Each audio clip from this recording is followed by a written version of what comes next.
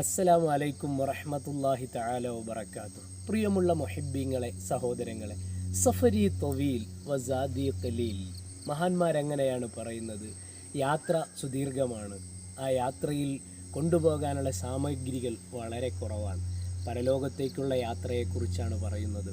ഖബർ മുതൽ ആരംഭിക്കുന്ന ബർസഖിയായ ലോകം, ആ ലോകത്ത് കൊണ്ടുപോകാൻ നമ്മുടെ കയ്യിൽ എന്താണുള്ളത് നമ്മളെല്ലാവരും ശ്രദ്ധിക്കുക. സാധാരണഗതി ഗൾഫിലേക്ക് പോകുന്നവർ, മറ്റു രാജ്യങ്ങളിലേക്ക് പോകുന്നവർ, ടൂറിന് പോകുന്നവർ ഒക്കെയുണ്ട്.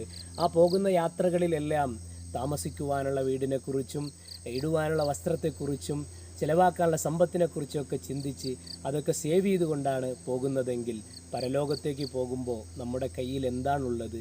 കുറച്ച് ദിക്റുകൾ കൂടുതലായി ഉണ്ടാകണം, കുറേ ഖുർആൻ പാരായണങ്ങൾ ഉണ്ടാകണം. അതിലേറ്റവും പ്രധാനപ്പെട്ടത് സൂറത്തുൽ ഫാത്തിഹയും സൂറത്തുൽ ഇഖ്ലാസും സൂറത്ത് യാസീനും അടങ്ങുന്ന നമ്മൾ നിരന്തരമായി ഓതുന്ന അതൊക്കെ കൂടുതലായി ചെയ്ത് നമ്മുടെ കൈമുതലാക്കി ആഖിറത്തിലേക്കുള്ള യാത്ര അത് നല്ല സമ്പന്നമാകണം, സമൃദ്ധമാകണം, സന്തോഷമാകും. എന്നാൽ അല്ലാഹു അതിന് നമുക്ക് തൗഫീഖ് നൽകുമാറാകട്ടെ.